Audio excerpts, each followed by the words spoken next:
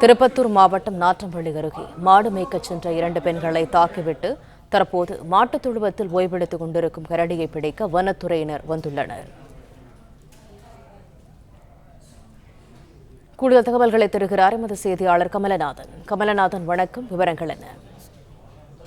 திருப்பத்தூர் மாவட்டம் நாற்றம்பள்ளி அடுத்த மாமுடி மாடப்பள்ளி பகுதியில் சுமார் 200க்கும் மேற்பட்ட குடும்பங்கள் வசித்து வருகின்றன. இந்த நிலையில செத்தமல்லியிலிருந்து கரடி ஒன்று ஊருக்குள்ளும் விளைநிலைகளிலும் சுற்றித் திரிவதாக அப்பகுதி மக்களிடையே பெரும் அச்சத்தை ஏற்படுத்தியுள்ளது. மேலும் பேட்ராயன் பகுதியில் மணிமேகலை என்பவரையும் ராஜி என்பவரையும் கரடி தாக்கியதில் அவரை மீட்டு அக்கம் பக்கத்தினர் நாற்றம்பள்ளி அரசு மருத்துவமனையில் அனுமதித்துள்ளனர்.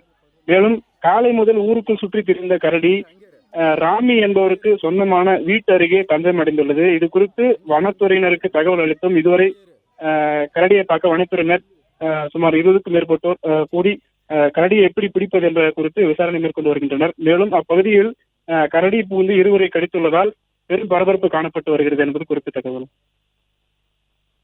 பிளே ஸ்டோர் மற்றும் ஆப் ஸ்டோரில் இருந்து பாலிமர் செயலியை QR கோடு மூலம் பதிவிறக்கம் செய்யுங்கள். செய்திகளை உடனுக்குடன் பெறுங்கள்.